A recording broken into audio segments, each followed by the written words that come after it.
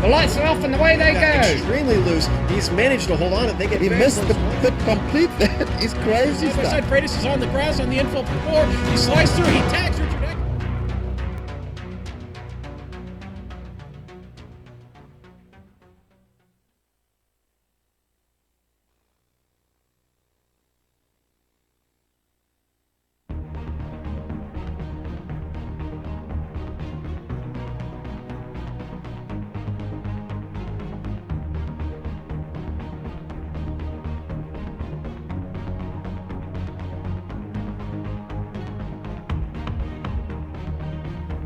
We'll settle another as we get ready to watch round 7 of the Champion Motorsports Sprint Series live on the Global Sim Racing channel.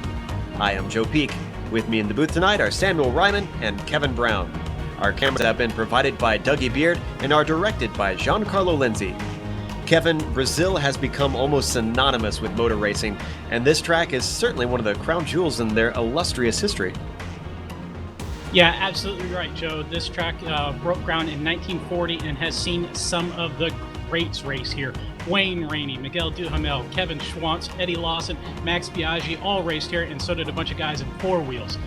It's a 2.6 mile track, 15 turns. It is hot out today. It is sunny. It's going to be slick. These guys are going to be sliding their cars all over, yet they're going to have to keep those tires under them because it's a 60-minute race today, so they're going to need to save those tires, Joe.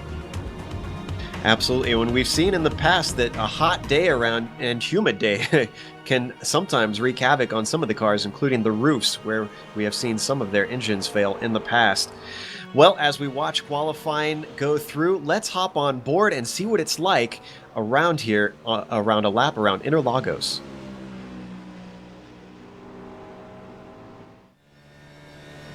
All right, we've got Kevin Brown behind the wheel of the GSRC BMW, so let's do a lap around Interlagos. Turn 1 is a great chance for a pass, but with the way it switches back into 2, it's possible to defend from the outside, so watch for guys trying different things through here. Now we head through the Curva del Sol. It's flat out through this sweeping left-hander and feeds you onto the backstretch. At the end of this is 4, which is another good place to try and outbrake your opponent, and since it's a bit more straightforward, it's probably a better spot to get it done. The track really drops away here, so the car tends to want to push wide. Just watch out for that wheel spin like Kevin gets as you feed on the power. Now we head into the more technical portion of the circuit.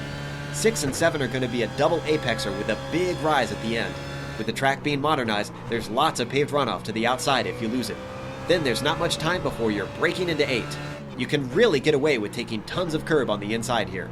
Right away, you've got a slow left-hander. There's lots of crazy camber going on here too, so keep it nice and tucked on the inside. Now we've got a curved straight that feeds us into the duckspill. Once again, lots of curve on the inside that you can take, so now's your chance to be greedy with it. One more time, compromise the exit and give yourself the best entry possible into 11. It's flat out if you hit it right, and you'll want to use every inch of the circuit. Now it's heavy braking for 12, possibly the most important corner of the lap. Get a bad exit, and you'll lose precious seconds all the way to the line. In these cars, you won't lift until you get back to turn 1, so from here it's simply a matter of putting as little steering angle in as possible. As has become custom, you'll want to chop off the pit entry to really shorten the run. But that's a lap around Interlagos.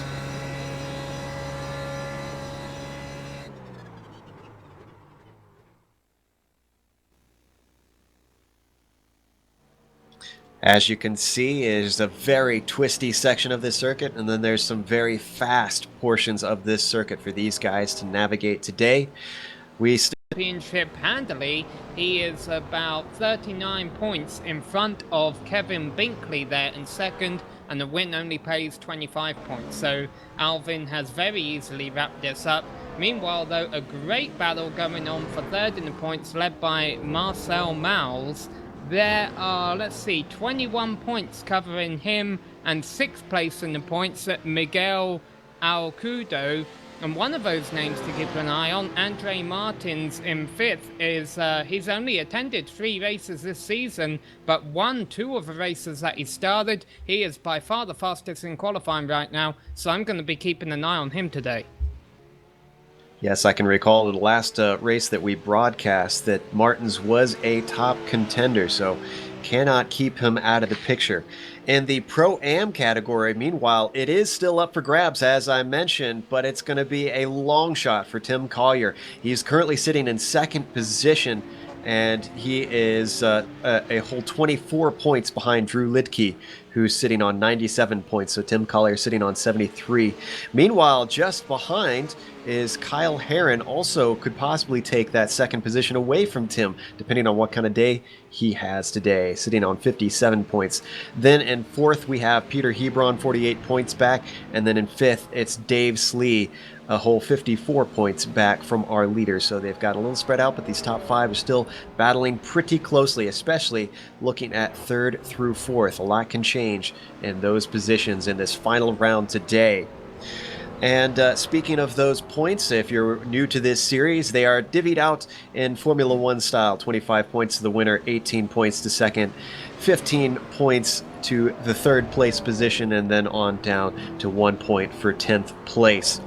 Also, as we said, there are two categories to watch out for today. There is the Pro Drivers and the Pro-Am. They are all racing together. However, they are competing for points separately. If you're wondering how to tell them apart, there are the Pro Drivers are numbers 100 through 200, and the Pro-Am drivers are number 200 through 300. So you can watch the numbers on those cars as well as looking at the colors. And I believe the colors are Pro-Am are green, and the Pro Drivers are cyan. I'm not sure if I have that completely correct. Kevin, can you remember?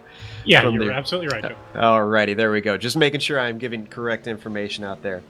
So we are almost done with qualifying, but we have the pace lap to read that out, so we're going to let them settle that before we get into that. Real quick, let's talk about the stories of the race. Kevin, this track is kind of separated into two different parts, and there are passing zones, but there's going to be some places that take patience. Yeah, and I probably should have talked about that instead of trying to list off a bunch of MotoGP drivers, but or riders, I should say. But you're exactly right. There's kind of two aspects to the track. A lot of it is very, very, very fast. The long main straightaway, and then the following straight after Curva del Sol, and then that very twisty, tight infield section where drivers absolutely have to be patient, and passing is very, very difficult. So you want to try and have the car set up and doing well through the twisty bits so that you can be on the bumper of the guy in front of you and draft him up that long uphill straightaway and carry that speed. But absolutely, passing is at a premium, and crashing will not be. Very much so. This is a bit of an old school circuit, even though it's got some runoff in a few places. There's definitely some that you have to watch out.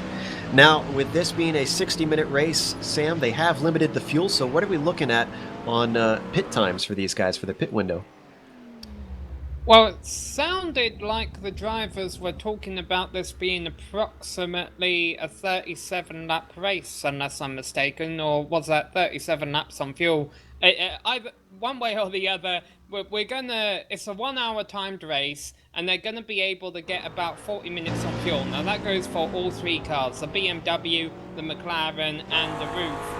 And so that means you may see pit stops beginning as early as 20 laps in if drivers plan to short pit, and they can make their own strategy up at the start of a race, because I don't believe there's going to be any kind of pace car or safety car during this race. It's going to be green to the end, and these drivers are only going to get one free repair, Joe, so if you wreck though, honestly, you're going to be in a bit of trouble. This track, the lap time is only about 1 minute 30, and if you wreck, you're probably going to go down a lap or two. Easily with that short lap time. I think you can be expected to if you have to take a tow to the pits. Now they have lined up and finished their qualifying, so they're gridding up right now. Let's go through that qualifying order of the 22 cars that have put a lap time in. Andre Martins is going to sit on pole with Miguel Alcrudo sitting in second. Inside of the second row is Kevin Binkley in third, followed by Alvin Nieves. Then it's Tom Ratje in fifth, followed by Javier Torres in sixth, Drew Lidke in seventh, Tim Collier in eighth, Jason Lundy sitting in ninth, and Kyle Herron in 10th, Kevin. In 11th is Burt Behrens, 12th Rick Smith, who is new to iRacing, 13th Simon Goodwin, 14th Kevin Hennings, 15th will be Christian Hugveld, and 16th will be David Slee, Samuel. 17th position will be Dre Hargard. 18th place will be Daniel Rice. In 19th is David Anderson. And rounding out the top 20 is Warren McGarry. Anthony James is starting in 21st, and Jerry Hamilton in 22nd, less than 7 seconds off of the fastest time, so it's a very tight-knit field, and I'm pleased to see, Joe, everyone put on a qualifying lap. Always good to see. There's some guys that like to hang back and maybe employ alternate strategies, although we can't see anything like we see in some other series with super early pit stops with that limited fuel tank that these guys have. Now, it was mentioned that there are 3 different types of cars on track. While we watch them get around to the start-finish line, let's go over the differences real quick, Kevin, because they all kind of have their various ways of styles of driving. Yep, one of them has a pretty blue and white roundel on the front, and the other 2 are slow and in the back. But more seriously, the BMW Z4 is probably the better handling car of the 3. It's very, very quick in the corners. The McLaren also is a very well-balanced car and is very predictable, but it also snaps very hard on people and tends to fail, and a lot of drivers will spin. The Roof, which there also are not very many of today, get phenomenal acceleration out of slow corners, and so they will be very good in the twisty bits. So they all have their strengths and balances, and it's going to be magnified by what each driver has done to set up their car. And so sometimes you might find yourself very, very good at corner entry to the guy in front of you, but he can just get off the corner so much better than you, and that's the great joy about GT racing. It'll certainly create some excellent dynamics as we watch this nice 22-car field work their way now onto the front stretch, these final sweeping left-handers that climb up the hill to the start-finish line, which is actually quite a steep hill for these machines, and a long one too. As you can see, it's a good ways down to the first corner. Now, speaking of the first corner, they are advised to be careful down to turn 3, and that is the Curva del Sol. Beyond that, they are allowed to do whatever they please, but it is driver's caution advised up to turn 3 just because of the large field and cramped conditions on lap 1. Pace car is now in. Andre Martins leads them away. We've got the green flag, and away we go for 60 minutes for the final round in Champion Motorsports. Andre does not have the greatest of starts, though. He's got Miguel. Oh, and they come together before the first turn. Several cars, several of the front runners. The rest of the field looks like able to get through it. Those 2 drivers just racing way too close into the first turn. And Tim Collier, who started 8th, is currently leading this race. And that was Miguel Alcrudo, who seems to have come out the worst. And Andre Martins is definitely also damaged. He is well behind. Kevin Binkley leads the way down into turn 4. Now, we can see Miguel in the pit, and they do have 1 free repair. And what do we mean when we say that, Kevin?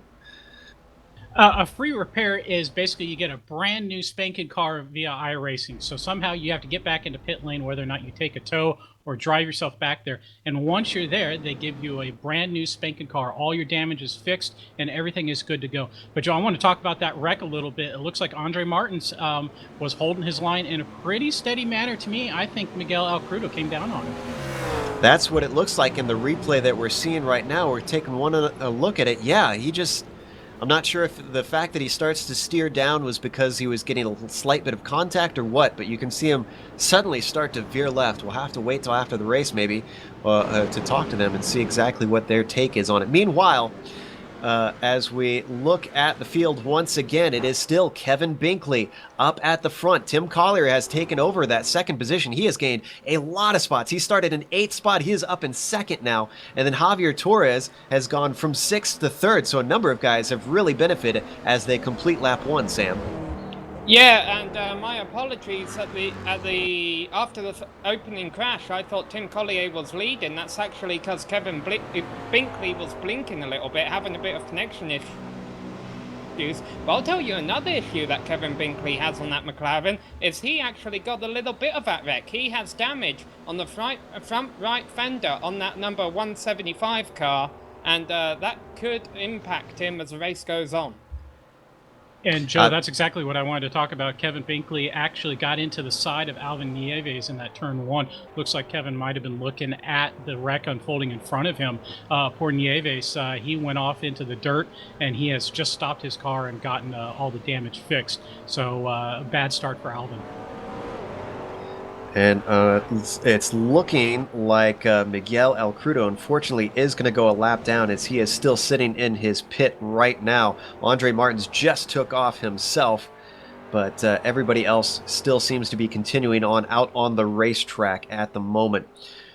Right now, we're looking at Martins just exiting the pit, heading down to turn 4 all by his lonesome. The good thing about that is that he's going to be able to rifle off some fast laps by himself until he hits some traffic well later on.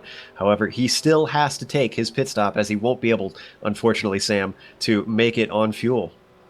Here the field comes around to complete the second lap of this race. Kevin Binkley still in the lead, but he is losing time to Tim Collier, who is actually a Pro-Am driver.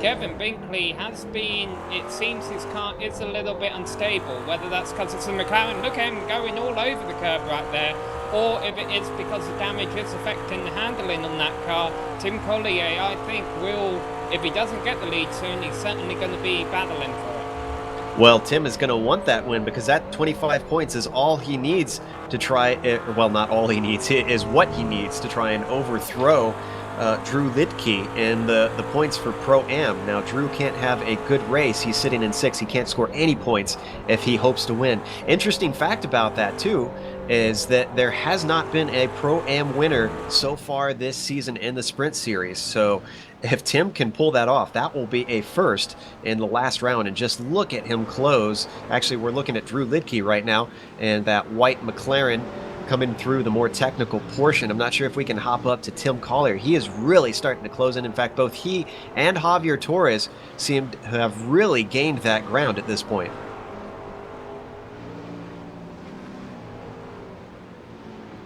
It's all McLarens and all BMWs at the front. I'm trying to go back through the field to see where the first roof is, and it's all the way down in the 11th. But meanwhile, let's keep an eye on this battle for the lead.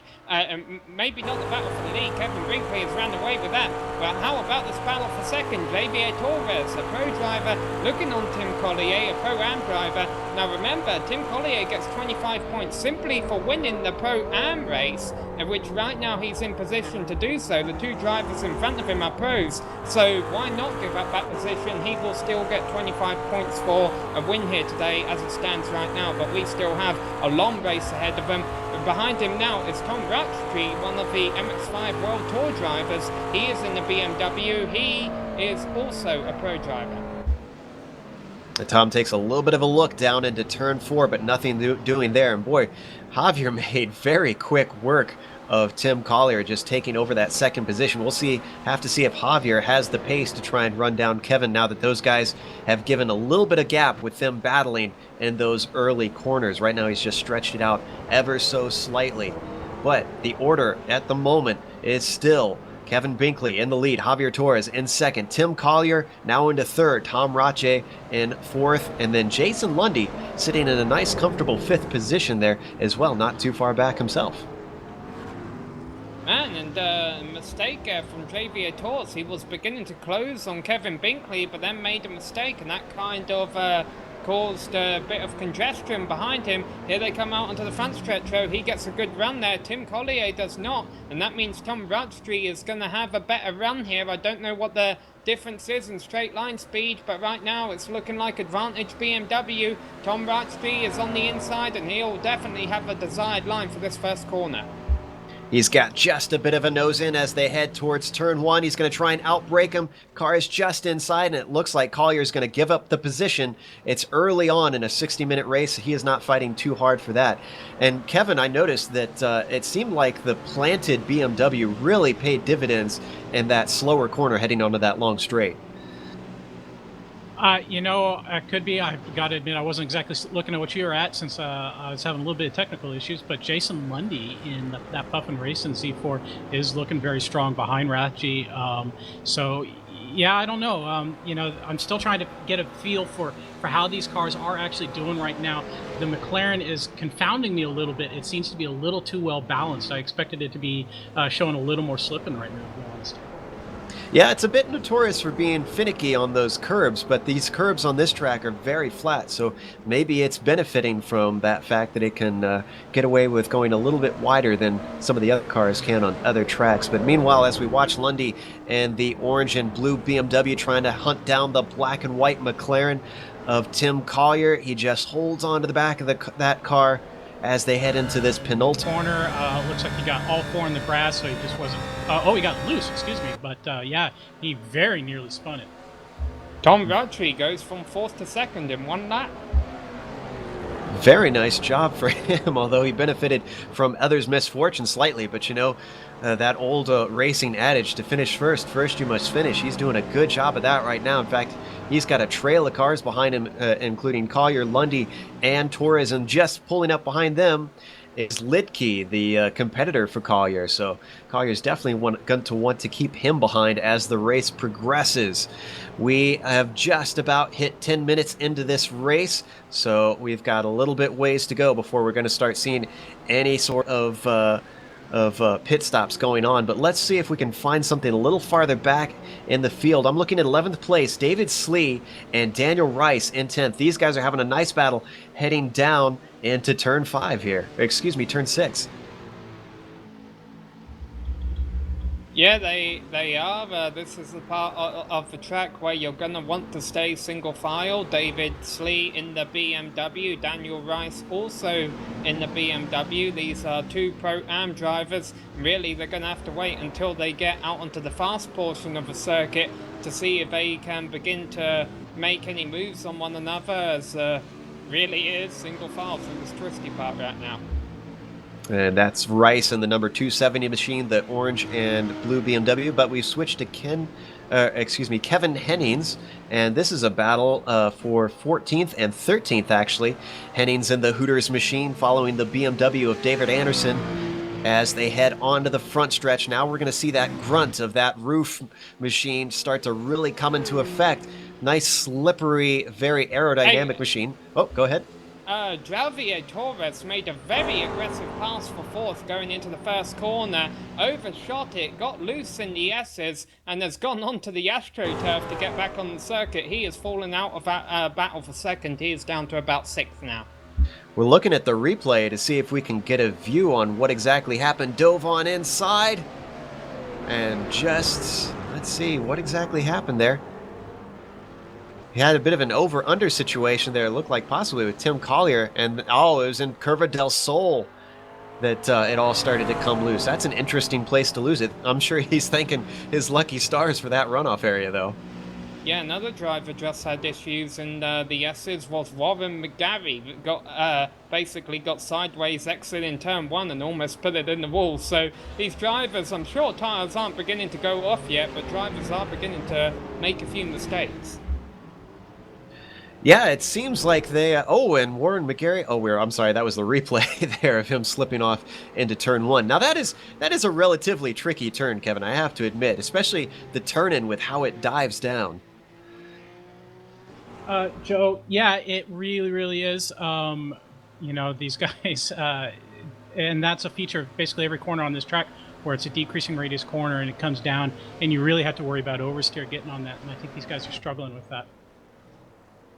Very obviously. Sitting in 5th right now, we're looking at Drew Lidke, and he is trying to be hunted down by actually Javier Torres after that off that he had earlier. But just ahead of him, you can see Jason Lundy in the blue and orange BMW, following, or just leading those 2 McLarens, now heading into turn 4, not close enough to do anything at the moment. The interesting thing in all this is that was faster than Binkley last lap around. Let's not forget that Binkley does have the damage on the front of his McLaren, and obviously the car hasn't got any easier to drive, but he's learned how to drive it better. He's learned what that car's doing in each corner with that damage, and he's learned how to respond to it, and that is what is making him a little bit faster. But I've got to be honest, I don't think Tom Rutchley is done with him here. I have a feeling that these two will meet eventually, and we'll see what the interval is over the line this time. I would also like to direct our attention back to 15th place, Alvin Neves, who, if you remember, started 4th and was involved in that heavy accident going into the first corner on the opening lap. He is currently 30 seconds back of the lead. Put it in the wall a little bit ago and has been in the pits for an excessively long time. But let's direct our attention back up front. Tom Rattree has caught Kevin Binkley, actually almost got into the back of him in the S's there. But now the McLaren beginning to pull away. Look at that, the BMW is so much better under braking, or maybe Tom's just driving it in a bit deeper, because then the McLaren begins to pull away a bit on exit. So Tom might want to back up this final turn a little bit so that he can get a better run onto the home stretch and maybe attempt to pass it on Kevin Binkley. I have a feeling he's too far back this lap though. Yeah, looks like he wasn't quite good enough on that exit, but he's going to hold him in check. I'll tell you who's probably licking their chops is Tim Collier sitting behind this. If I were him, I'd just kind of maybe hold back just a little bit, see if Tom catches him, and if they start battling, he could have a great opportunity to move from third to first. He could, and these cars are definitely sliding around. Remember, there's a lot of elevation change at the circuit, and with the cambers set up all differently in these cars, some of them will handle differently on different hills and other cars will. They're currently working their 10th lap around this circuit, and the top three have broken away from the rest of the field right now. Tom Rattree close to Kevin, but I mean, unless he attempts an ambitious overtaking on the brakes, it's been a while since I've seen a race with Rattree in it. I don't know if he's a driver who would do that, but this is certainly an opportunity he could do it if he could turn it in real tight. But no, he's gonna use his head right now. He's not gonna attempt anything stupid. He knows he's in a good position. There's a pit stop to come later in the race, and he's only one position away from the lead. Tom Rattree certainly knows he still has this race in the books if he wants it. And keep in mind that Tom is actually a professional driving instructor, so this is a guy that knows his way around a car and knows it around safely. And he's certainly displaying it with his driving style in today's race, keeping Kevin Binkley heavily under pressure. Now it seems like, it's like you were saying, it seems like the BMW might be better under braking because he's so much closer in those technical portions, but once they get to this long stretch, he just starts to lose ground hand over fist. Yeah, and the problem is there's some racetracks in the world where you can make overtakements on the brakes, but this isn't one of them. There's really only two great overtaking opportunities, and that's turn 1 and turn 4. And really, those two turns aren't that slow. So it's not really about how fast you can go through the corners that makes a difference. It's how fast you can go down the straights. And honestly, there's not a whole lot in it. So Rattree just really needs to get better at making good exits. And as you say, he's a professional driving. Actually, butchers that one up. He may actually lose second place here. Tim Collier, though, going to give him the benefit of the doubt. But now Tom Rattree has fallen about 2 seconds back of Kevin Binkley, who will be able to relax a little bit. So we're seeing Rattree make mistakes, but it wasn't terminal. He's still in second place, and he still has a chance to win this race, but it just kills the excitement at the front for now. Yeah, we couldn't see it because we were on board with Tom, but Tim really closed up on the rear spoiler of that BMW coming through turn 5 there, and that was just because, as you said, he had a very slow exit with just completely giving the apex a miss. And that was actually very good timing for Tom because Tim really had no answer, no way to get around him through that left-hander. Now they're coming back onto the stretch, and you can see the gap now between Rattree and Kevin Binkley with that mistake. That just goes to show how much perfection, Sam, these guys need to perform today. Is Rattree coming into the pits, or is he just taking a tighter line there? No, he's just taking a tighter line there, but I've got to be honest, Joe, I wouldn't be surprised if we see cars beginning to short pit this early on, although I have a feeling Rattree might not want to be one of them. He's probably getting a good slipstream from Binkley, although granted, if he thinks Binkley's holding him up, he might come in and short pit. Also, it'll be interesting seeing if any of these drivers take tyres. I'm not exactly sure what tyre wear is like in these cars over a 1 hour race.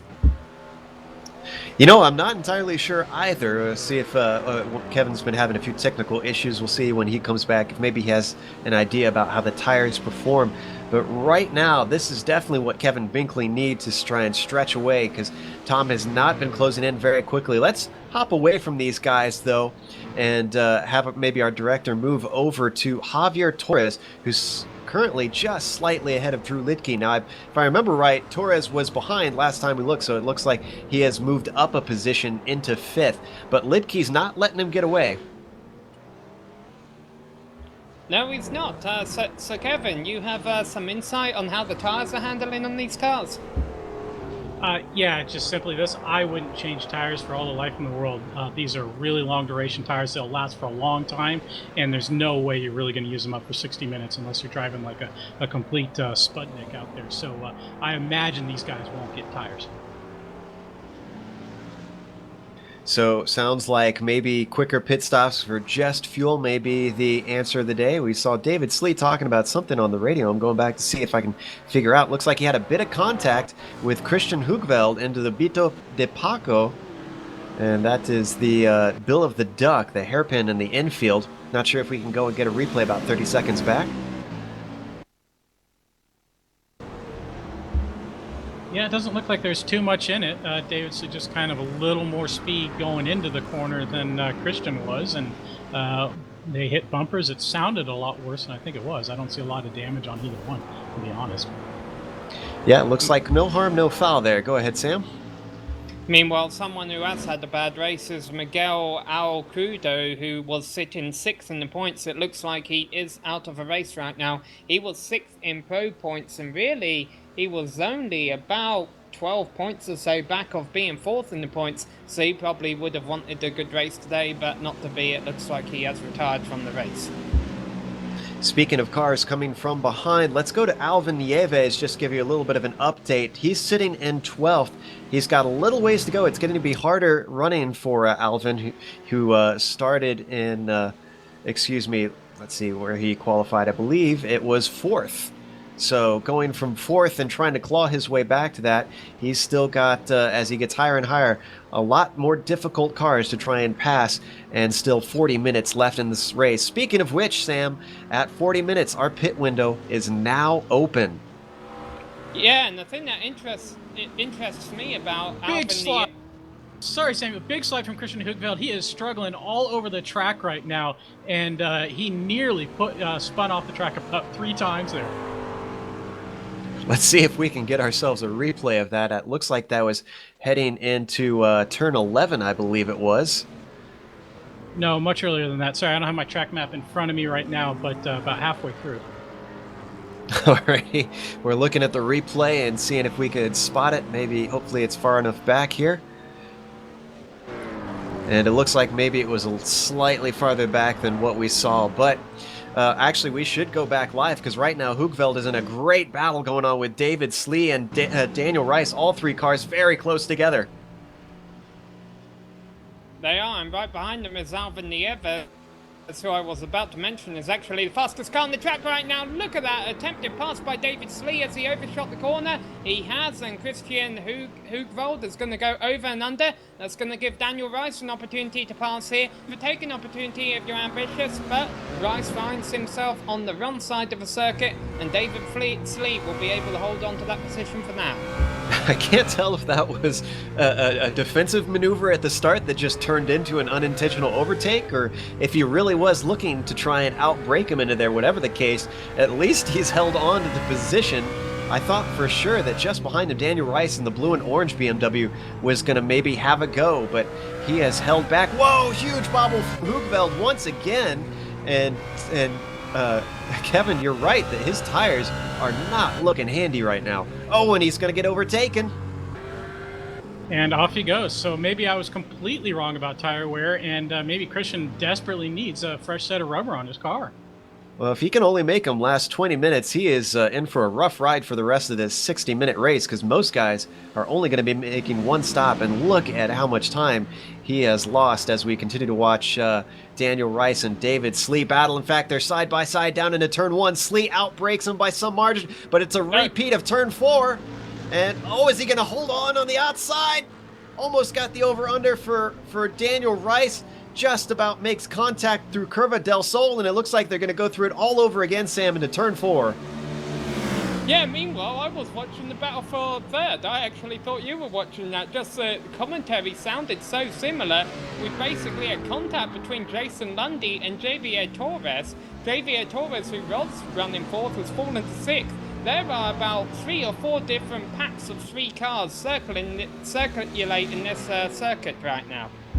And Joe, David Slee has let Daniel Rice and Christian Hugveld go by. And I think actually Daniel Rice and David Slee contacted each other a couple of times through Curva del Sol and down approaching turn 4. It certainly was a hot fight between them, but the one that comes out on top is Daniel Rice. He's going to have that 9th position. And just behind him, you can see, well, look at all 3 cars all together. Christian Hugveld just ahead of Alvin Nieves, just ahead of David Slee. And all of these guys are fighting very fiercely for the 10th, 11th, and 12th positions. And you can see Nieves carrying a lot more speed into the last corner than Christian Hugveld and kind of caught him out a little bit, and that's going to affect him a little bit onto the main straight here. Hey, Javier Torres is making the pit stop. Sounds like you finally got that name right there, Sam. So Javier Torres making the first stop, I think, of our official pit stops, it sounds like. We'll have to keep an eye on his progress as we watch Hugveld. And actually, we've got the cameras on Torres. Now we're back to Hugveld, who's currently sitting behind the car of Alvin Nieves, who worked his way past down into turn 1. And Hugveld goes just a little bit wide out of Curva del Sol. Not enough momentum to get him right up with him. But David Slee behind them both, watching cautiously. We've got 35 minutes left, so we are 25 minutes into this 60-minute race. And very good exit.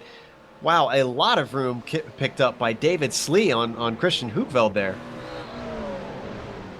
Yeah, and right in front of him, Nieves is actually now up into 9th position, and he's going to want to dispose of Daniel Rice very quickly, and he's going to do that. Daniel Rice easily gives him the turn, and there's contact, meanwhile, in the battle between Hugveld and Slee, but they're able to hold on to it, but Nieves has gone. And around goes Slee. Car pointing the wrong direction. Thankfully, no traffic coming. He spins it around and gets it going, but this is going to put him into the clutches of Rick Smith and Kevin Hennings. These guys have been battling hard themselves. You can just see them behind. And that roof and that McLaren. Smith in the blue and red McLaren. The Hooters machine being Kevin Hennings, and this is for 13th and 14th. And now Javier Torres, who is a lap ahead. Oh, trying to get a lap on Hennings. Going the long way around.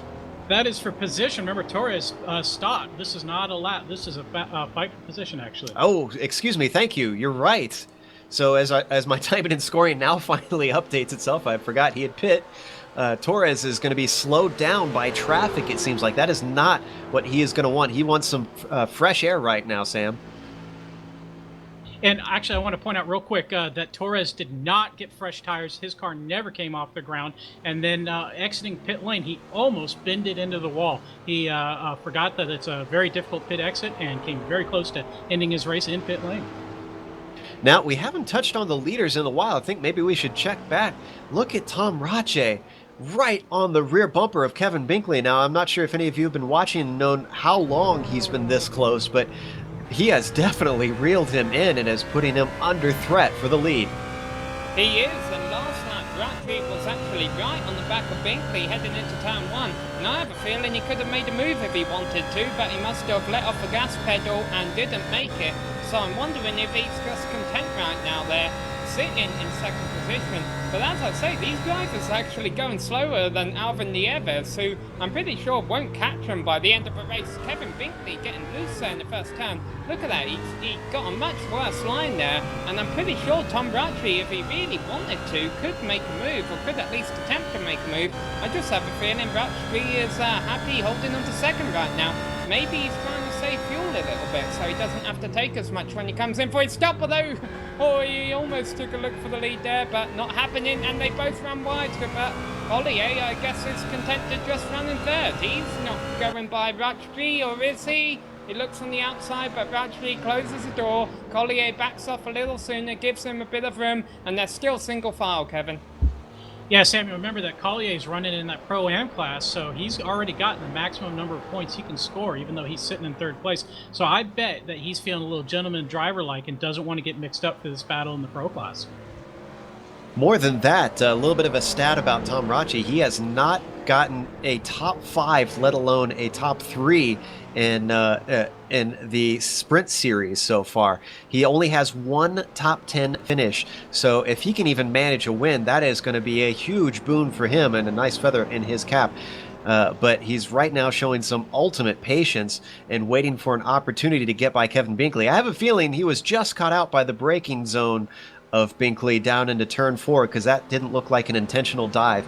Meanwhile, in the time that he's tried to make up that loss of a gap, he's already closed back in by the time they get back to turn 1. So he clearly has the pace, Sam. I think he's just biding his time.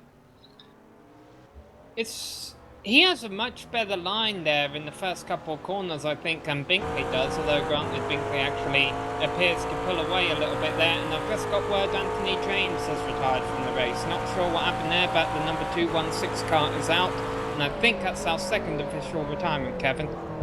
Yeah, it looks like he just spun it through turn 1. That was the smoke cloud you saw when the leaders came through. He spun it, got into the grass, and I think he just decided to call it a night at that point. Got a few more cars into the pits. I see Simon Goodwin has headed in for his stop. So Kyle Herring just side-slapped the wall coming out of turn 4. I don't know how much damage he's done. Let's see if we can get ourselves a replay and look at what happened. That is very weird. He got loose under braking in a straight line, too much rear brake bias, I guess, and was never able to get control of the car again before he hit the wall. A tank slapper in the most bizarre sense. As we watch the replay, the inside wall that he made contact with continues on. Let's hope he doesn't have too much damage. Sitting in 6th place, and I don't believe he lost a position. No, it looks like he's still holding ground above Jerry Hamilton, or excuse me, Alvin Nieves, just behind him, who is sitting in 7th. So, no harm, no foul. Hopefully his race pace stays good. As now we watch Jason Lundy sitting in 5th position, just behind Drew Litke. Drew Litke is coming into the pits, so he said over the radio he was. Tim Collier is also into the pits. He was running 3rd place. So some of our leaders now starting to come down pit road as we're right about the halfway point of the race, Kevin. And yeah, Kyle Herron stopping in as well at the left side of his car. I mean, that looks like it got eaten by a giant cheese grater after that contact. So he is smart to come in, get his repairs done, and get back out without losing too much time, Joe. Now, we have to wonder if Tim, since he was staying close behind the bumper of Tom Rachi in 2nd, has the better pace. If he could leapfrog these two, he could take both cars, depending on if they battle or if they have slow pit stops. So we'll have to keep a real close eye on Tim, who's actually coming out of the pits right now. Now we can see Drew Litke taking his stop, and it doesn't look like he's taking tires. We've switched to Tim Collier just coming out of the pits. Nice, safe pit, except for that the S's that you have to navigate, but dumps you onto that nice fast straight where you can merge with traffic and then get your braking point down into turn 4. And I think a funny thing here, I'm pretty sure he's yet to pit, but Alvin Nieves, who hasn't actually made a scheduled pit stop yet, so I think he will have to, is actually running in 4th position right now. Yeah, I think that it was scored at 7th last time by the line. I think that'll change, obviously, but he will need to make his stop. We're just past the halfway point at 32 minutes into the race right now. And Tim Collier, who is that? Is that Javier Torres that he has behind him? That is Javier Torres. So Javier, after making an early stop, has made up some ground, and he could be in this top 4 race. He very well could be. It's going to be interesting seeing how it all shakes up. Meanwhile, in front of him is Christian Hugeveld, who almost spins on that final turn. I mentioned, Kevin, when you said that you didn't think the drivers would require tyres for this race, that you mentioned as long as they're kind to their tyres. I wonder if Christian's just one of those drivers who's a little bit aggressive on his tyres as he comes into the pits now. We'll see if he changes any of them. You could absolutely be right, Samuel, although I'd kind of think, if you know that you're an aggressive driver, especially getting on the power, turn up that traction control a little bit, to kind of take out the sting of getting into the rears too much. And Hugeveld missed his stop, his box. He had to actually back up. So his race has not gone the way he would like it to go right now. Keep in mind, even though he scored 7th last time by, there's some cars that had pitted and he had gained positions there. Hoogveld had qualified in 15th, so he wasn't doing too shabby to be as far up as he had. He took advantage of some other cars having some bad luck along the way, but Hoogveld is higher than his qualifying pace implies, as now we see him exiting the pits down through those very tight S's, a very single-file lane. So let's switch to our leaders real quickly, Kevin Binkley and Tom Racci, and Racci is in. Binkley's going to have to respond, I think, within a lap or two. Absolutely. He does not want to be caught out in case Tom is able to put some fast laps in. Now, they're not taking tires, though, so they're not really getting any sort of advantage from fresh tires that we are seeing. Meanwhile, Tim Collier and Javier Torres are still circulating. In fact, they're coming up on the front stretch right now. So depending on how fast this is, we'll now get an idea of whether or not Collier can make a jump in these pit stops. We'll also get an idea of what pit time is like between the BMWs and the McLarens. Looks like there's not a whole lot in it right now. Racci is exiting, while Tim Collier and Javier Torres are only entering turn one, and Javier actually almost goes off. Looks like Tom Racci will be far in front of him, which is good for Tom. That means he can try and put on a hot lap and see if he can leapfrog Kevin Binkley through this pit cycle. Meanwhile, it looks like we have another retirement. Jerry Hamilton, who was a bit off the pace, has also retired from the race. Yes, he's definitely beat them out, but only just. He's not close enough to be hassled, so you're right, he can put some fast laps in. Interestingly, I noticed that Javier Torres, as we look at Tim Collier, Javier in that blue and white machine is dropping back a bit since Collier came out. So maybe Javier does not have the pace to keep up with him, and maybe he was able to leapfrog him some in the pits, and Collier being held up by the leaders. We'll have to see as time goes on. Now, has Kevin Binkley head in? No. And, so, I almost wondered, Joe, if that's because he's gotten so used to driving that car with the damage on it, he's almost too scared to come in the pits, get the free repair, and then have to remember how to drive a car without damage on it. Yeah, he's certainly doing a pretty good job of holding on, especially after that early contact. Just ahead of him, though, he's got to put a lap on Rick Smith. As we said, Rick is a little bit new to iRacing, but he's doing a nice handy job in 16th at the moment, although on my screen he's got a bit of a connection issue. I'm not sure if that's what you guys are seeing. And it looks like he's actually disconnected. Oh, no, he's back. He's back. That's not going to be good for Kevin Binkley, Kevin.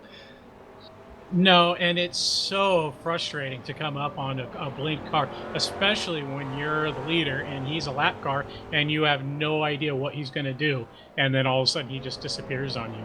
But Joe, one guy I want to talk a little bit about is Andre Martins, our pole sitter who was involved in that turn one wreck. He's sitting in 14th right now. He's been really just kind of hauling Boutte on this track. He's got the fastest race lap so far by almost a half a second, and he's been kind of mercilessly passing people whenever he catches up to him. Andre is on fire out there. Yes, him and Alvin Nieves, remember, they had that bad start, and Alvin is currently sitting in third, but he hasn't made his stop yet, so he is one that we'll have to keep an eye on, see where he's going to slot down. Now, Sam, you were talking about the pit times a little bit earlier. What exactly is the bogey time do you think we're looking at, or what is the stationary time? I haven't been keeping track of that, honestly, but oh, and we got a spin coming out of the final corner. That's Tom Racci, and that's really not going to help him in the battle for the win. In fact, he's losing multiple positions. Looks like the rear end just started to come around. He might have gotten a little hot on it. We're going to watch the replay as he comes down to the hairpin. Then we'll come up to turn 11. Fast left-hander. And then we'll get to turn 12, which is the trouble zone that he had. And it looks like, yeah, looks like he just got on the power too soon there, unfortunately, Kevin. Our director says too much curb. But I gotta admit, I was watching Andre Martins, who just mercilessly disposed of Kevin Hennings in front of him and picked up another spot. It's been kind of a joy for me to watch him work that McLaren on this track. Next up in line for him is Christian Hoogveld, and considering Christian's problem with traction, I doubt he'll have much problem putting him under. I'm sorry, Kevin Binkley almost got run into by the lap car of Rick Smith in the final turn. That could have been huge. But he didn't. Doesn't matter. So back to you, Joe. Yeah, that was Kevin. Excuse me, Binkley's in. Rick Smith. Oh, so Binkley now taking his stop, but that was Kevin Smith not being caught out by the breaking point of Kevin Binkley on that one, for those who are wondering. So Alvin Nieves is currently scored in second, but he has yet to stop still. Tim Collier should effectively be our second place car once Alvin comes in, and Tim is coming onto the front stretch right now. This is going to be very close. He should be right with him as Kevin exits. Remember, Kevin Binkley will also be getting those 3 repairs, but let's give a shout out to Alvin Nieves. Despite crashing on the first lap, even though he hasn't made the pit stop, well, he has, because he had to come in for repairs at the end of the first lap. He is Nieves is in the lead. Meanwhile, here comes Binkley out of pit road. He's easily going to clear Collier. So let's say it while it is. I'm pretty sure he has to pit again, but Alvin Nieves is leading the race. Wow.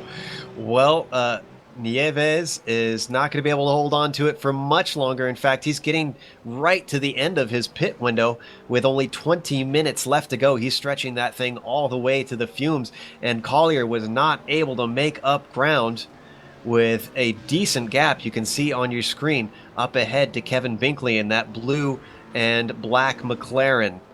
So it's been a close race for the lead, but it started to stretch out after the pit stops. Right now, even though Alvin Nieves is leading, he's yet to make his pit stop. Second is Kevin Binkley. Tim Collier is in third. Javier Torres is currently sitting in fourth quite nicely. And Tom Rachi, after a mistake earlier on, has dropped down to fifth. Yeah, like you say though, I guess Tom Rachi will just be happy with having... Oh, and around goes Alvin Nieves, or at least he gets very loose, and that's going to give Kevin Binkley the lead. And at this point, I have a feeling if Kevin's got the hand of that car without any damage on it, he's just going to run away with this one now. Well, sad thing for Alvin, he did not make it across the line since Kevin's pit stall was so far forward to have been able to lead a lap, and he's not going to do it now either, because Nieves is in the pits, as you can see on your screen. So Binkley continues on, leading another lap. In fact, I'm pretty sure he's led every lap so far. He may have. He has, in fact. We're getting information that he's led every single lap so far. So this now promotes Javier Torres into the third position, Tom Rachi into the fourth one, and Drew Litke works his way into the top 5, but he is currently being hassled by Kyle Herron as they come out of Curva del Sol. The blue and white BMW, the number 225 of Kyle Herron, currently doing pretty well for himself. He started in 10th. He's made up 4 spots.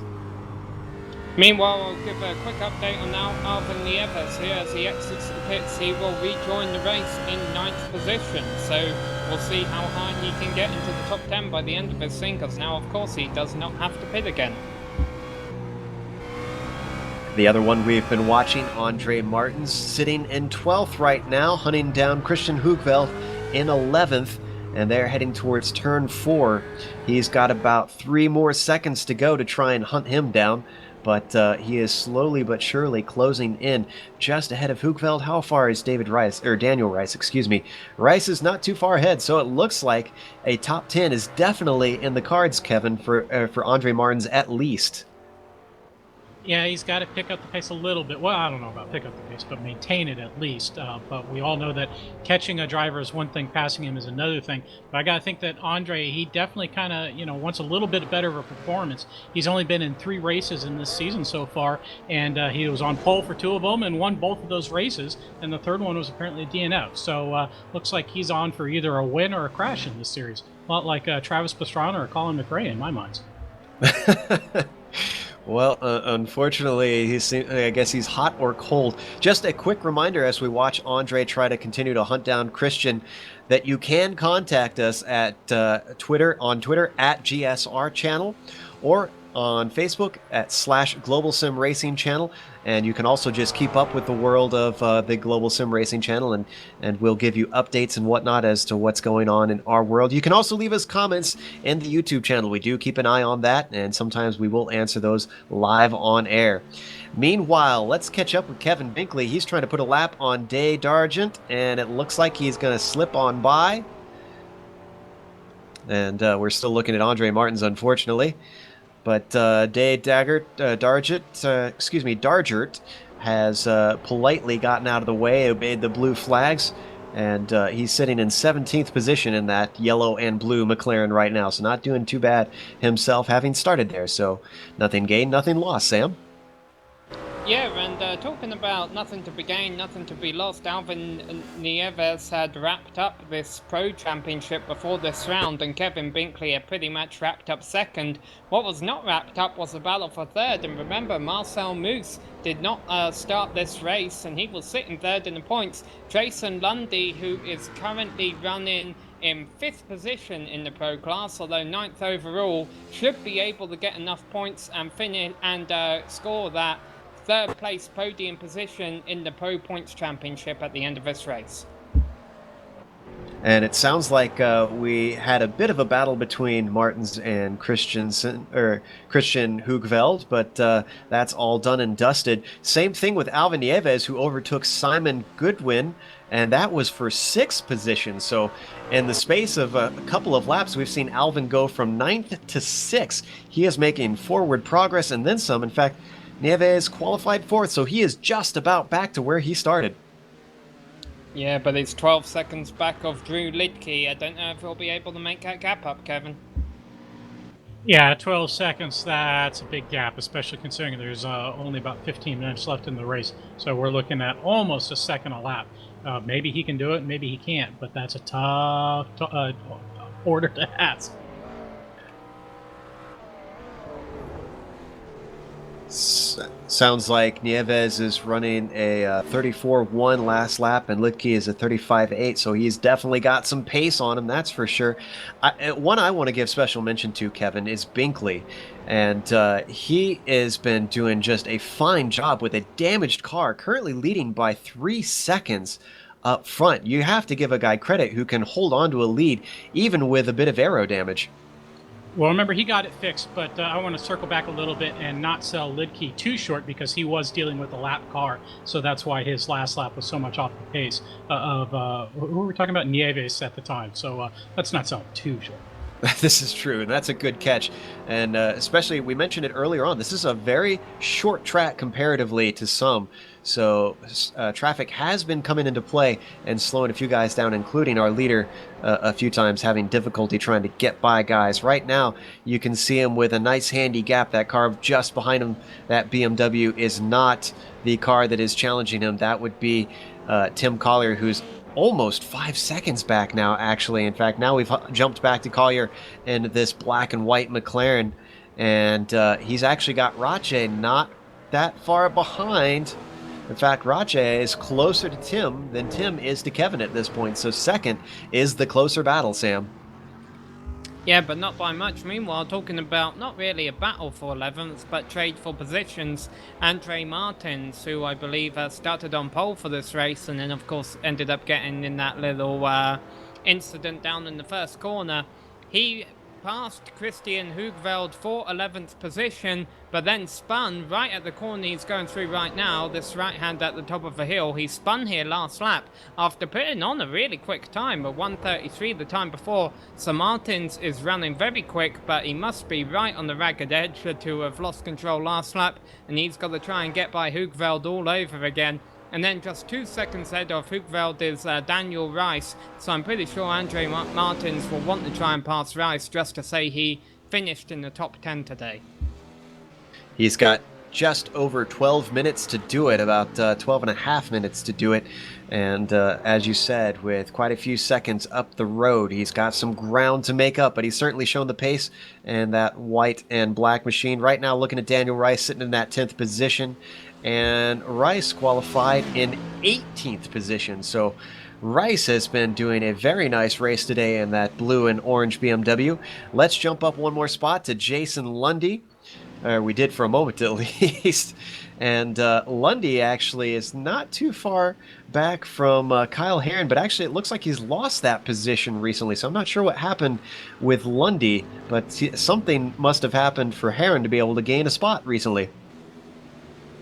And it looks like Sam and I both caught this about the same time, but David Sleek crashed out of turn 1, got loose on the exit, spun it on the inside wall, wrecked the car. He's used up his fast repair. He's out of the race. And it looks like Kevin and I caught this at about the same time, but David Sleek spun in turn 1 and is out of a race.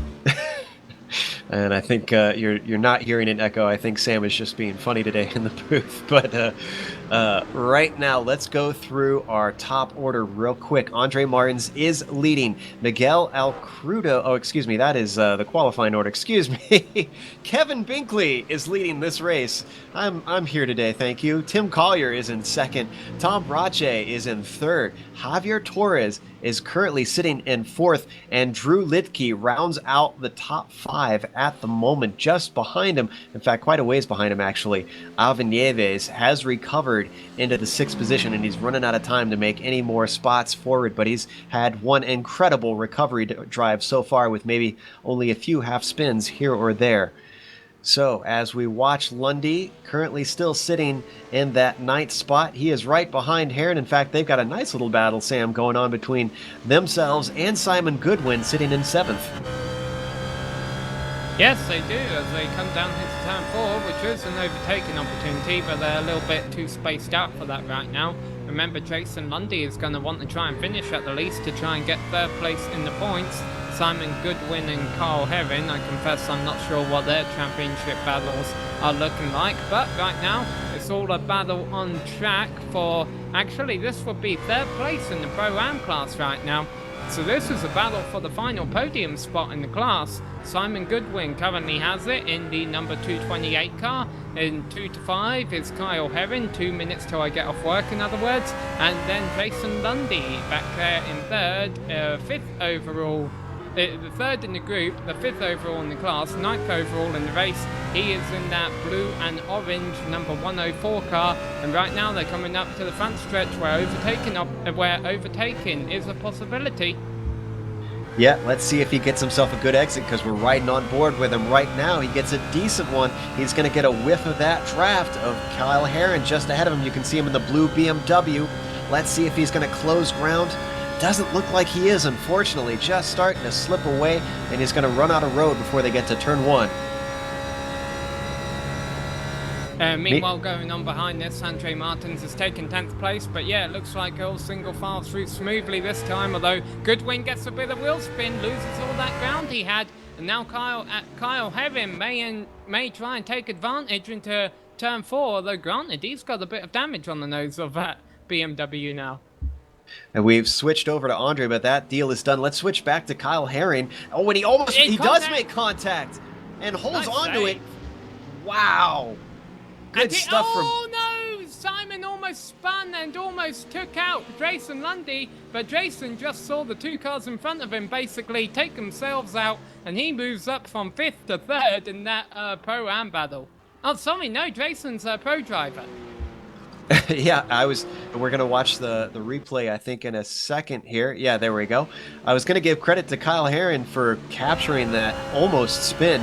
And then I have to say the kudos need to go to Jason Lundy for just taking advantage of that situation. We're on Lundy right now, heading down to turn 4 in the replay. And you can see, I wonder if Herron was just unsighted because of that half move that Lundy made. And wow, that was close, just threading the needle from Jason Lundy. That was a great view from on board, Sam, but an interesting unfolding of events between those 3. And let's resume to battles we got going on now, because there's a very close one for 15th place. There's contact actually between Jay Dalgert and David Anderson, but they're able to hold on to it. They're right 1 lap down. Actually, they're right behind a battle for 2nd between Tim Collier and Tom Brackley, but that's not on right now, so let's watch this. Jay Daggett was able to get the position from David Anderson, but I'm sure Anderson was not a fan of how it happened.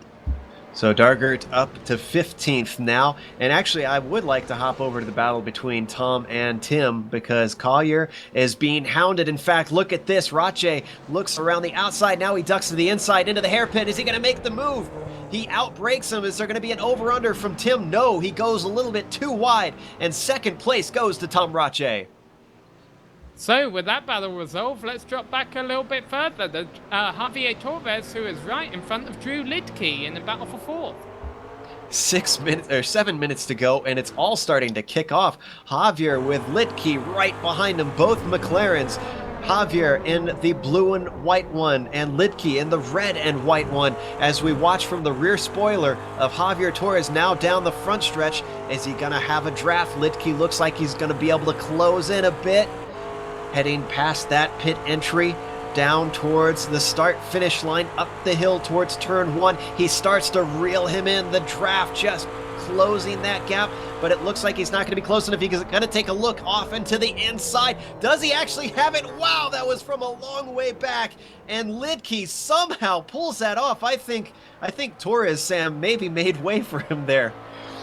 Maybe, but meanwhile, let's give a shout out to Andre Martins, who has gone from 12th to 10th within a couple of laps of one another. But yeah, these battles, though, even though they may have switched position, they're not over. Even if you're the slower guy this late on in the race, you still got to try and give it all you got. And if Lidke makes a mistake, Torres will be right back on him. Same story up in front with Collier and Ruxbury, although I admit Collier has ran away a little bit. I believe Rache actually has run away a bit from Collier, yes, but I'm sorry, yeah. it's okay. Yeah, he's looking relatively safe at the moment. Lidke and Torres, though, are still right on top of each other. Our podium's looking pretty solidified, but the top five, fourth and fifth position, are still hotly contested. We've got 5 minutes left, so about 4 or 5 laps. Wow, Andre Martins has to go all the way out into the runoff area to avoid Warren McGarry, who had just spun the corner before. That could have been ugly. That's a very high-speed part of the circuit. Warren McGarry still not up to speed, but the driver's getting around him safely now. Sorry about that, Joe. It's okay. We're going to watch the replay of that one, actually, as that's a very interesting little run. I'm not sure if we could go on board to see what it's like here as we watch him take to the runoff. There's that half-spun car, sees him nowhere to go except outside, just narrowly avoids and dives back across the track. He's lucky he did not damage the underside of the car and diving across the grass like that, but very tense moments for Martins, but still sitting in the top 10 as we come back to live now. And Joe, poor Warren McGarry kind of got thrown off. He was off on the inside approaching turn 4 to allow the car of Kyle Herron by. And it looks like he totally threw himself off his rhythm, lost his braking points, everything, because he completely botched that corner trying to be a sporty driver and nearly gave up some exciting times for Andre Martins, who is flying right now. The car in front of him, Simon Goodwin. Goodwin's fastest lap is only about a 1 minute 35. Which is about a second and a quarter slower than Andre Martins' fastest lap. And I think Andre has a strong chance to get yet another position at least. He's got 3.5 minutes to do it, and quite a bit of gap, but it is feasible. And just ahead of him, though, is Kyle Herron sitting in 8th, and he is way too far, I think, unless he makes a mistake, for that position to be relinquished. In fact, he's going to have a nice, quiet race to the finish, it looks like, commentator's curse notwithstanding. And let's run through our top 5 since that is swapped around just a little bit since we last reported. Kevin Binkley is our leader still. Tom Rache's moved up into 2nd. Worked his way back up after a mistake. Fantastic drive from him. Tim Collier back down to 3rd. Drew Lidke is now into 4th, and Javier Torres has slipped into 5th, although that 4th and 5th spot is not over because Javier is less than a second back still. How many laps do we have left? About 1 or 2? Oh, as Torres goes off, and this might be what I was... the reason why I was asking is because Nieves has closed up a lot more than I thought it would. Remember early in the race, we were reporting that he was 32 seconds back of leader Kevin Binkley. He is now 26 seconds back. Even through more traffic, he's been able to close 6 seconds on the leader. Kevin Binkley has really been impressive today, and I have a feeling that if he sees Javier Torres make another mistake like that, granted I don't know how many laps there are left, I have a feeling Nieves may be able to challenge for top 5. I think you might be right. We've got, I believe, about 2 laps to go, actually, right now, on the timing and scoring that I'm seeing. But Nieves has really just run a phenomenal race. We have to give him credit. Remember, he had a couple half spins along the way, so despite mistakes, and Binkley's been running pretty flawlessly, Alvin Nieves has still gained ground. That gives you an idea of just how incredible his pace is. And meanwhile, up at the front as... Whoa! Torres has just spun. We just got a flash of him on the screen there. Let's watch the replay, see what happened. Looks like it happened coming into the final corner. We're watching him through the hairpin right now as he was trying to chase down Litke. That means he will, in fact, relinquish that position. Oh, and that was coming into the last corner, not out of it. Somehow got loose, and thankfully just had nothing to run into in all of that. Just slid it off into the dirt and got it going once again. But Nieves now into the top 5. Incredible move. It is, and we'll keep an eye on Andre Martins as well and see if he can pick off Simon Goodwin. That lap he just ran, I'm not getting updated times, I think he was only a second fast anyhow. Where's Kevin Binkley? He's coming through the hairpin right now, so he's only got a few turns left, but I don't know if this is a final lap yet. I have a feeling he might be getting a white flag this time around. It looks like he will be. We've got about 40 seconds on the clock. I'm pretty sure, yeah, he's definitely going to reach the line by that point. So white flag should be out this time by for Kevin Binkley. He's got just under a 7-second lead over Tom Racci, and that's been pretty consistent recently. I think he might be taking it easy from here on and just bringing that machine home as we watch him come to the line now. Joe, can I actually make another small point here? Alvin Nieves, when he got 5th place when Javier Torres spun, that was actually 3rd place in the pro class. He just got himself a podium finish. Wow. Great stuff from Alvin Nieves, the number 155 machine. You can see that black and blue BMW heading down the front straight now and taking that white flag, heading for his final lap. So most of the field now heading in fact, we have most of the field still on the lead lap in this 60-minute race. So impressive job. Very close pace for what is a very short track for these guys. I'm amazed that so many are still on the lead lap, Sam. Yeah, 13 in total, and Kevin Binkley is going to win this race unless anything disastrous happens in his final few turns, and it may, so we'll keep an eye on him. But really, Alvin Nieves, I think, has been my driver of the day. It's such a shame we had that big pile up in the first corner, Kevin. Yeah, it absolutely is, because Andre Martins had a real shot at winning this. He's backed it off a little bit. It looks like once he got his 10th place position, he decided that was as much as he wanted to push. His last couple laps have been a lot slower. But yeah, that turn 1 collision at this track, that's really, really frustrating to see. Could have been a whole lot different up front at the pointy end. Well, the Turn 1 may have been the defining moment for a lot of drivers, but especially so for Kevin Binkley, defining himself by running a flawless race all the way to the win in the final round in the Sprint Series of Champion Motorsports. Kevin Binkley wins at Interlagos. Tom Racci is going to come home in 2nd position, and Tim Collier crosses the line to complete the podium. And Tim Collier wins the Pro-Am race, and 2nd in the Pro-Am race, so coming around the final turn right now will be Drew Lidke, and that will give him the Pro-Am Championship, and the Alvin Nieves also already had the Pro Championship, so there he is crossing the line in 5th place overall, 3rd place on the podium in Pro Class today. Very impressive race by Alvin. Meanwhile, they're trying to find out who's going to be 3rd in the Pro-Am class. It's actually going to be Kyle Heron, who is running in 8th place right now with the damage on the front of that BMW. So well done, Kyle Heron in 8th, Jason Lundy in 7th, and Javier Torres in 6th finished in front of him. They were in the Pro class. Simon Goodwin is also going to come home 9th overall. Andre Martins made his recovery drive to 10th. Didn't quite catch Simon. Daniel Rice is going to come home in 11th. Christian Hoekveld in 12th. And then the last car to the line is going to be Kevin Hennings. Everyone else behind him was a lap down. So that is going to be the end of our runners for today.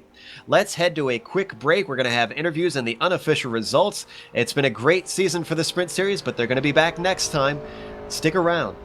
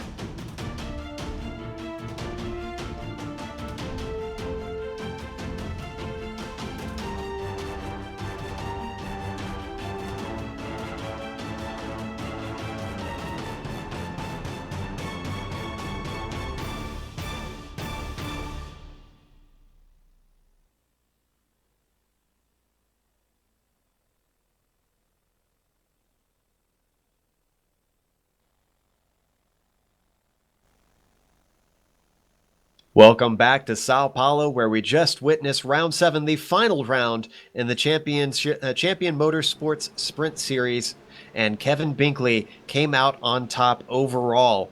Tom Rache took home second today, followed by Tim Collier in third. Drew Lidke finished fourth, Alvin Nieves fifth, Javier Torres sixth, followed by Jason Lundy in seventh, Kyle Herron in eighth, then Simon Goodwin in ninth, and Andre Martin, Sam, filled out the top 10. Daniel Rice came home in 11th position, followed by Christian Hugveld in 12th. Kevin Hennings was 13th and Jay Dargett was 14th. David Anderson was 15th. Rick Smith was 16th. Kevin? 17th was Warren McGarry, 18th David Slee, who did not finish, as well as the following 19th Jerry Hamilton, 20th Burt Behrens, 21st Anthony James, and 22nd Miguel Alcrudo, who went from, I believe, pole position to on his roof in turn 1.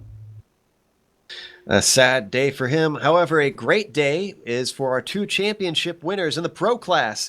It was Alvin Nieves who came away with the championship. He had already won it before this round, but did a nice job working himself up into the top 5. And Drew Lidke wins in the Pro-Am category, unable to be overtaken by Tim Collier, unfortunately. Or actually, yes, he was not able to be overtaken. Excuse me, I was double checking that before I reported wrong. So, up first in our interviews, we do have our winner of today, Kevin Binkley. Let's pull him into the booth, get his thoughts. Kevin, it was a bit of chaos up at the front into turn 1, and then from there on out, you seem to have it under control. Yeah, that was an interesting little turn 1 there. I definitely had a little bit of right front damage from that, and my overall lap time suffered a little bit, but the handling was actually decent, so I was overall very happy about it. You were a little bit hassled early on from Rache and Collier, I believe it was, in the opening laps. Were you at all worried by them, or was the damage to your car something that you were adjusting to in those laps? Yeah, I was definitely feeling the car out, and I was happy with the stability of it. I mean, it was just overall speed that was hurt a little bit, but the stability and control was fine, especially in the low-speed corners. I was definitely watching them in the rearview mirror because they were putting a lot of pressure on me, and I was pushing a little harder than I would like to with the damaged car. So I was really, really pushing for that pit stop as quick as I possibly could. Well, it's the end of the season. You managed to finish second in the Pro Championship. And unfortunately, your competitor finally had a bad day today. I guess you might be wishing that he had had them a little bit earlier in the season to make it a close battle. But are you looking forward to next season? You think you can fight for the championship again? I'm definitely ready for next season. It's a great group of guys, really stiff competition, and I'm ready to give it another good run. It's been a blast this season. Well, congratulations on finally grabbing your first win of the season in the Sprint Series, and well done. Thank you very much. Up next, we have Sam talking to second place driver Tom Rache, and he has actually had his first top 5 of the season, so well done on him. Yeah, Tom, I'm going to ask you about that. This is your first top 5 of the season, but at the same time, I'm sure you wanted to win. Are you happy with second, or are you really gutted that you didn't get the winner's trophy? No, I'm pretty happy with it. You know, it was been a frustrating season, first season in, feeling things out, really getting used to the longer races on the Z4, and you know, tire wear is just a huge thing to manage. You know, today, unfortunately, I did have the one spin, a 2-lap, didn't quite have enough heat in the tires, and got a little overzealous getting out of that left-hander to go back towards the front straight, and you know, lost about 8 seconds there, but otherwise, you know, I was pretty darn happy with the race. And, you know, I'll tell you, a lot of kudos to Kevin, man. I had nothing for him. I mean, I just couldn't get in there on him, you know. We noticed early on, you were in the BMW, of course, and Kevin was in the McLaren. You seem to be a lot stronger on the brakes than Kevin. Is that your driving style, or do you attribute that to the car? Probably my driving style as much as anything. You know, it's given the heat at the track today, it was really difficult to come up with a setup that you felt you could last, you know, through the whole race. I did a lot of practice, and to get to I did 21 laps in my first stint. That was my plan. I had knocked my fuel down so that the fuel would take longer than the tires. But let me tell you, by the time you hit 21 laps, there was nothing left in the tires. So, yeah, it's as much as my style as anything, but it was tough to come up with a setup, camber and everything, and along with the wing setting, so you didn't lose too much top speed, and then you had to back off on the diff in the rear. Yeah, certainly. You say it's been a difficult season for you this year, but it is the end of the season, and you definitely had a strong race to finish the year up with. Are you going to be back for next season, and what are your goals and expectations for it? Yeah, it's I'd like to see if I can't get into the top three, but if this is anything like the Blondies League, I'll move up in talent, and then they'll recruit 5 more guys that are better than me. Yeah, I know that feeling. All right, well, congratulations on your podium finish today, and maybe soon we'll be seeing you get the Winners' Cup as well. Great, thanks, guys. Take care. Whether it's technological or skill level, it seems like racing always has a moving target. Up next, for one of our last interviews for tonight, we'll have one more after him, is Alvin Nieves. He finished 5th today, but he won the championship, and Kevin is going to ask him a few questions. Alvin, you started 4th, and just a few seconds after the green flag flew, you found yourself out in the wilderness in T1. You must have been cursing your bad luck, but hey, you've got a championship out there. Yeah, I was a little bit upset with what happened at turn 1. I was watching my teammate Miguel kind of getting closer and closer to Martin, and I knew from the beginning that it was gonna get a little bit ugly.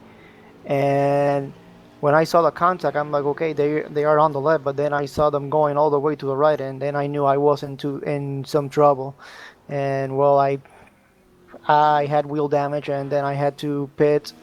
So yeah, it was a little bit unfortunate. I was hoping a little bit more of a cleaner start, but things happen sometimes. Apparently, bad luck struck right at the end of the season. Fortunately, I was already the champion, so it was just a race to enjoy for me. Well, you must have enjoyed it because you fell down to 20th or 21st after that, and then came back to 5th overall with a lot of excitement going on during that whole race.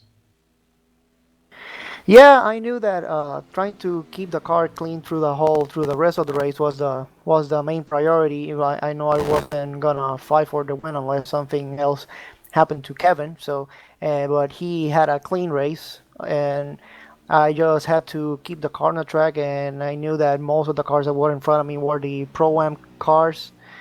And well, yeah, I was just trying to take it one by one, and then try to see how much I can stretch it in fuel. I was starting to suffer right at the end of that first stint. I was really suffering with the tires, but then I pitted, and I just made it possible right at the end.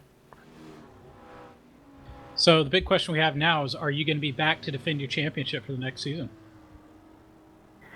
Sure, I will be. I will be back definitely, and yeah, I will be back, and I will defend this championship. I know that most of part of it was good luck, part of it was me being strong through the whole season, and I have all intentions to come back and defend this championship and be as strong as I was throughout the whole championship.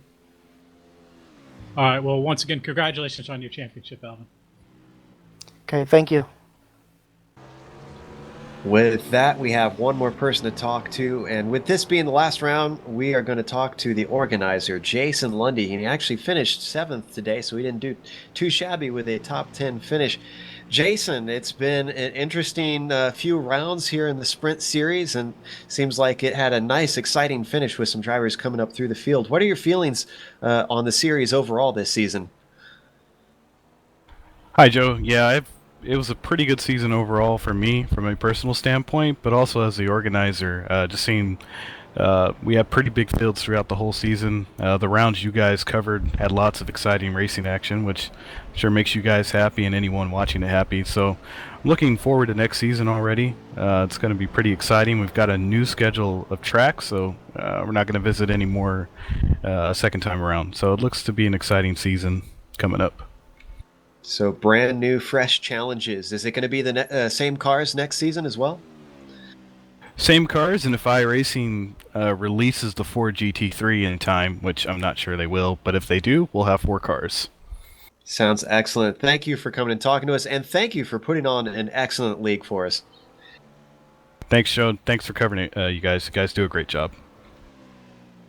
Well, as we said, we thank Jason for all his hard work, but we also thank iRacing.com, XSplit, Twitch TV, Audio Technica, Behringer, and AverMedia. They are the software and hardware that we use to make these broadcasts possible. Thanks to the team today, Kevin, Giancarlo, and Sam. If you'd like to find out more about GSRC, you can find it at www.globalsimracingchannel.com, along with archived races and race highlights. We're also on Twitter at GSR Channel and Facebook at /Global Sim Racing Channel. Thanks goes out to Dougie Beard, who creates all of the camera sets for the Global Sim Racing Channel. And a special thank you to Eric Ekholm, whose music is not only found here on GSRC, but in TV commercials, movie trailers, iTunes, and even Spotify. If you like our music, tell Eric where you heard it on Twitter at Eric Ekholm. Additional thanks goes out to Casey Lalonde, who provides us with music for our broadcast as well. You can find more of his music at caseylalonde.bandcamp.com, and in fact, tomorrow you can find brand new music. Floating Rooms, his latest album, releases tomorrow, and it's actually Casey's birthday, so a happy early birthday to you, Casey. Next race in this series is going to be at Oulton Park. That'll be Wednesday, January 21st, 9:50 Eastern. So you got a couple months to relax and then get ready for the next season in the Champion Motorsports Sprint Series. But until next time, race clean, race hard, and I'll see you on the track.